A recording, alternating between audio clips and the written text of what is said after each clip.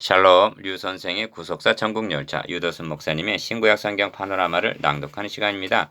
지금은 로마서 파노라마 122번째 시간, 로마서 11장 25절에서 36절.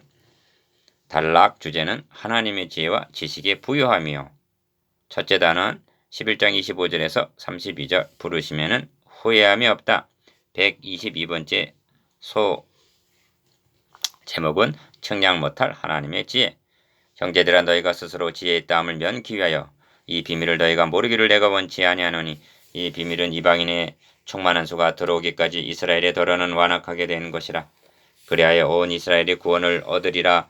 기록된 바 구원자가 시온에서 오사 야곱에게서 경건치 않은 것을 돌이키시겠고, 내가 저희 죄를 없이 할 때 저에게 이루어질 내 언약이 이것이라 함과 같으니라. 복음으로 하면 저희가 너희를 인하여 원수된 자요, 택하심으로 하면 조상들을 인하여 사랑을 입은 자라. 하나님의 은사와 부르심에는 후회하심이 없느니라. 너희가 전에 하나님께 순종치 아니하더니 이스라엘에 순종치 아니함으로 이제 긍휼을 입었는지라. 이와 같이 이 사람들이 순종치 아니하니 이는 너희에게 베푸시는 긍휼로 이제 저희도 긍휼을 얻게 하려 하심이니라. 하나님이 모든 사람을 순종치 아니하는 가운데 가둬두심은 모든 사람에게 긍휼을 베풀려 하심이로다.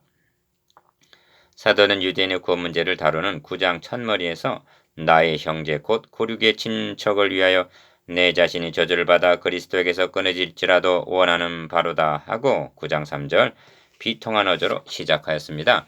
이제 유대인의 구원 문제를 마무리하는 11장에 와서는 이 비밀은 이방인의 충만한 수가 들어오기까지 이스라엘의 더러는 완악하게 된 것이라. 그리하여 온 이스라엘이 구원을 얻으리라 하고 25절에서 26절 예언적인 말씀으로 끝맺고 있습니다. 동족인 유대인들에게 박해를 받았다면 바울만큼 받은 사람이 또 어디 있겠습니까? 그러나 동족 유대인을 사랑하였으면 바울만큼 사랑한 사람이 달리 누가 있겠습니까? 사도 바울은 끝까지 동족에 대한 구원의 희망을 포기하지 않고 있는 것입니다. 사랑이란 이런 것이 아닐까요? 전도란 이런 바탕 위에 행해지는 것이란 깨달음이 듭니다. 1. 형제들아, 너희가 스스로 지혜 있다 함을 면키 위하여 이 비밀을 너희가 모르기를 내가 원치 아니하노니 합니다. 25절 상반절 기억. 지혜 있다 함을 면키 위하여란 18절의 말씀대로 하면 자긍하지 말라는 뜻이고, 20절의 말씀으로 하면 높은 마음을 품지 말고 두려워하라는 뜻입니다. 는 비밀이라 하는데, 사도는 감추어져 있던 하나님의 구원 계획과 경륜을 말씀할 때 보라, 내가 너희에게 비밀을 말하노니 우리가 다 잠잘 것이 아니요 마지막 나팔에 순식간에 호련히 다 변화하리니. 고린도전서 15장 51절.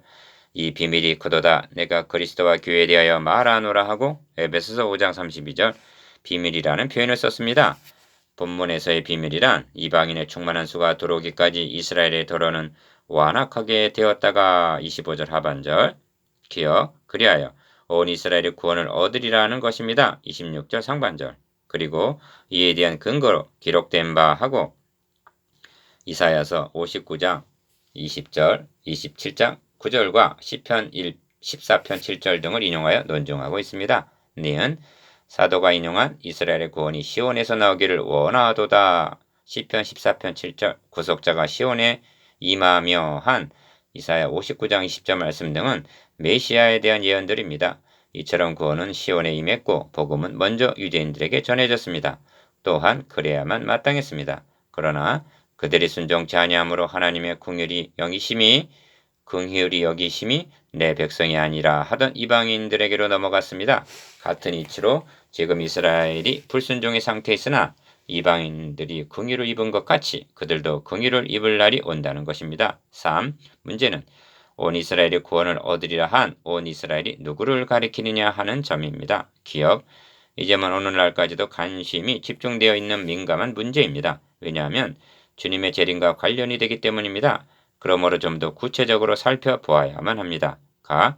문자적으로 이스라엘 민족을 가리킨다는 설과 나, 영적 이스라엘을 가리킨다는 설로 나누어집니다. 나. 4. 문맥적으로 보면 문자적인 이스라엘을 가리키는 것으로 여겨지는데, 이를 구속사라는 넓은 문맥으로 보면 영적 이스라엘을 가리킨다고 보아야 할 것입니다. 기억. 왜냐하면 사도 자신의 로마서에서도 이제까지 가 대적 표면적 유대인이 아니요 2장 28절 나 이스라엘에게서 난 그들이 다 이스라엘이 아니요 9장 6절 다 유대인이나 헬라인이나 차별이 없음이라 10장 12절 말씀해 왔고라. 갈라디아서 6장 16절에서는 이 규례를 행하는 하나님의 이스라엘에게 평강과 긍휼이 있을지어다 하고 교회를 하나님의 이스라엘이라 말씀하고 있기 때문입니다. 5. 사도는 교리 부분에서 이 복음은 모든 믿는 자에게 구원을 주시는 하나님의 능력이 됨이라. 첫째는 유대인에게요 또한 헬라인에게로다. 1장 16절 기억 할례자 유대인도 믿음으로 말미암아 또는 무할례자도 믿음으로 말미암아 의롭다 하실 하나님은 한 분이시니라 하고 3장 30절 차별이 없이 동일하게 믿음으로 주어진다는 점을 역설했습니다.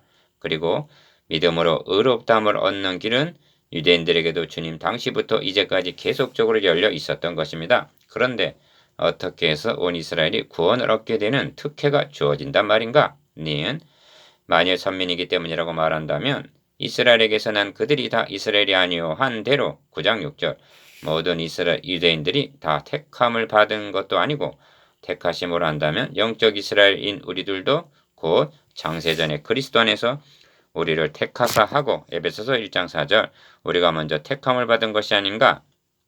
디귿 주님께서 잡히시던 날 밤에 제자들에게 너희로 내 나라에 있어 내 상에서 먹고 마시며 또는 보좌에 앉아 이스라엘 12지파를 다스리게 하려 하노라 하신 누가복음 22장 20절 말씀과 야고보서 1장 1절에서 하나님과 주 예수 그리스도의 종 야고보는 흩어져 있는 12지파에게 문안하노라 한 말씀 등이 문자적인 의미로 볼 수가 있느냐 하는 점입니다. 6. 이런 구속사의 맥락에서 본다면 온 이스라엘이 구원을 얻으리라는 뜻이 그는 우리의 화평이신지라 둘로 하나를 만드사 중간에 막힌 담을 오시고 둘로 자기의 안에서 한 세 사람을 지어 화평케 하시고 에베소서 2장 14절에서 15절 기억 이는 저로 말미암아 우리 둘이 한 성령 안에서 아버지께 나아감을 얻게 하려 하심이라 한 에베소서 2장 18절 유대인 중에서와 이방인 중에서 택함을 받은 온 이스라엘로 보는 것이 참 뜻에 가깝다고 여겨진다는 것입니다. 7. 본문에는 신학적으로 중요한 요점들이 있는데 복음으로 하면 저희가 이스라엘을 인하여 원수된 자요 택하심으로 하면 조상들을 인하여 사랑을 입은 자라 하는 말씀입니다. 28절 기억 7 다시 읽겠습니다. 본문에는 신학적으로 중요한 요점들이 있는데 복음으로 하면 저희가 너희를 인하여 원수된 자요 택하심으로 하면 조상들을 인하여 사랑을 입은 자라 하는 말씀입니다. 28절 기억 본문에서 말씀하는 저희는 유대인을 가리키는데 어찌하여 복음으로 하면 저희가 원수가 되었습니까? 유대인들이 메시아를 십자가의 못을 박아 죽이고 복음을 받아들이지 않았기 때문입니다. 이것은 인간의 책임을 묻는 말씀입니다. 그리고 너희 이방인들을 인하여라 함은 이방인들을 구원하시기 위해서라는 것입니다. 니은 그런데 택하심으로 하면 사랑을 입은 자라는 뜻은 무엇인가? 이는 모세가 너는 여호와 너희 하나님의 성민이라 여호와께서 다만 너희를 사랑하심을 인하여 또는 너희 열조에게 하신 맹세를 지키려 신명기 7장 6절에서 8절 6절 8절 택하셨다 한 점을 가리킵니다. 이는 하나님의 주권을 세우는 말씀입니다. 여기서 하나님의 주권과 인간의 자유의지, 곧 책임을 만나게 됩니다. 그리고 원수와 사랑이라는 갈등을 대하게 되는데 이것이 신학적인 이슈입니다. 디귿 사도는 골로새서에서 이를 위하여 나도 내 속에서 능력으로 역사하신 이의 역사를 따라 힘을 다하여 수고하노라 말씀하고 있습니다. 골로새서 1장 29절 내 속에서 능력으로 역사하시는 이는 주의 영이십니다. 이에 따라 힘을 다하여 수고하는 이는 바울이요 곧 여러분입니다. 이것을 협력적인 관계라고 말합니다. 협력적인 관계에 있어서도 하나님께서 주가 되셔 역사하심은 물론입니다. 8. 이스라엘은 하나님의 선택된 민족이었습니다. 그럼에도 불구하고 그들은 복음을 받아들여야 하는 인간적인 책임을 다하지 못했습니다. 기억 그래서 복음으로 하면 저희가 원수된 자여 택하심으로 하면 조상들을 인하여 사랑을 입은 자라는 것이 이스라엘의 입장이었습니다. 사도는 지금 이 상반된 문제를 다루고 있는 것입니다. 9. 그러나 하나님의 은사와 부르시면 후회하심이 없느니라 하고 말씀합니다. 29절 기억 후회하심이란 뒤집다, 취소하다라는 뜻인데 하나님에게는 그런 일이란 없다는 것입니다. 성경 역사를 보면 선민 이스라엘은 하나님께 치명적인 범죄를 몇 번 저질렀습니다. 금송아지 우상을 만들어 이는 너희를 애굽 땅에서 인도하여 낸 너희 신이라 했을 때와 출애굽기 32장 4절 나 열족장이 악평하면서 한 장관을 세우고 애굽으로 돌아가자 하고 민수기 14장 4절 반역한 일입니다. 니은 그러나 이런 경우에도 하나님은 뜻을 돌이키사 저들의 선민됨을 후회 즉 철회하시지 않으셨습니다. 왜냐하면 너의 시로 말미암아 천하 만민이 복을 얻으리라 하신 언약을 이루시기 위해서였습니다. 그러나 민족 전체가 아닌 남은 자만 구원을 얻으리니 하신 9장 27절 말씀에 나타나 있듯이 개인은 심판을 하셨던 것입니다. 10. 이런 맥락에서 사도는 이 문단을 하나님이 모든 사람을 순종치 아니하는 가운데 가두어 두심은 모든 사람에게 긍휼을 베풀려 하심이로다 하는 32절 하나님의 긍휼 곧 사랑으로 마치고 있습니다. 기억 32절은 크게 두 마디로 되어 있는데 먼저 하나님이 모든 사람을 순종치 아니하는 가운데 가두어 두심이라는 32절 상반절 뜻이 무엇인가 하는 점입니다. 이를 알기 위해서는 갈라디아서 3장 22절이 도움이 됩니다. 그러나 성경이 모든 것을 죄 아래 가두었으니 이는 예수 그리스도를 믿음으로 말미암은 약속을 믿는 자들에게 주려 함이니라 합니다. 니은 죄 아래 가두었다는 뜻은 율법 하에 있게 하셨다는 말입니다. 7장의 사람이 오란하는 공고한 사람이로다 하고 24절 부르짖는 상태가 율법에 매이고 갇힌 상태를 나타냅니다. 이렇게 하신 의도는 그리스도에게로 인도하시기 위해서 즉 긍휼을 베풀려 하심이었다는 것입니다. 11. 같은 맥락에서 택함을 받은 자라도 한때는 순종치 아니한 가운데 가두어 두심을 당한 상태가 있다가 하나님의 긍휼을 잊게 되어 오직 예수 오직 은혜 하게 된다는 말씀입니다. 기억 그 대표적인 인물이 바로 바울입니다. 그는 모태로부터 택정함을 입은 자이나 갈라디아서 1장 15절 바리새인으로 있을 동안은 순종치 아니하는 가운데 가두어 두심 상태에 있었던 것입니다. 그러다가 하나님의 긍휼을 잊게 되어 나의 나된 것은 하나님의 은혜로 된 것이니 하고 고린도전서 15장 10절 죽도록 충성하는 복음 전도자가 되었던 것입니다. 여러분도 순종치 아니한 가운데 가두어 두심 상태가 있었겠지요? 12. 다음은 모든 사람에게 긍휼을 베풀려 하심이로다 한 32절 하반절 말씀입니다. 기억 이를 달리 표현한 것이 그러나 죄가 더한 곳에 은혜가 더욱 넘쳤나니 하는 말씀입니다. 5장 20절 누구를 막론하고 그가 구원에 이르게 되는 것은 전적인 하나님의 긍휼이 여겨주심에 기인하는 것입니다. 이사야 선지자로 말씀하시기를 그러나 여호와께서 기다리시나니 이는 너에게 은혜를 베풀려 하시며 일어나시리니 이는 너희를 긍휼히 여기려 하심이라 하십니다. 이사야 30장 18절 니은 여기서 문제가 되는 것은 모든 사람에게 긍휼을 베풀려 하심이로다 한 모든 사람이 누구를 가리키는가 하는 점입니다. 이제까지 진술한 문맥적인 의미로 본다면 이스라엘과 이방인 중에서 은혜로 택하심을 받은 5절 모든 사람을 가리키는 것이라 할 수가 있습니다. 13. 이 점에서 유념해야 할 점은 순종치 아니하는 가운데 가둬 두심이라는 말이 하나님께서 순종치 않도록 하셨다는 그런 뜻이 아니라는 점입니다. 기억 이를 신학적으로는 허락, 작정이라고 하여 그렇게 하는 것을 허용을 하셨다는 것입니다. 이 점을 잘 설명해주고 있는 대목이 욥기 1장입니다. 욥에게 닥친 가혹한 시험은 하나님이 행하신 것이 아니라 사탄의 소행이었습니다. 그러나 하나님의 허락하에 이루어진 것입니다. 니은 다윗이 교만하여 인구조사를 했다가 하나님께 징벌을 받은 적이 있습니다.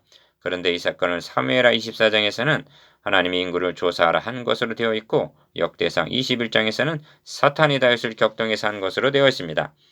이 문제도 사탄의 계략을 하나님이 허용을 하셨다는 것이 됩니다.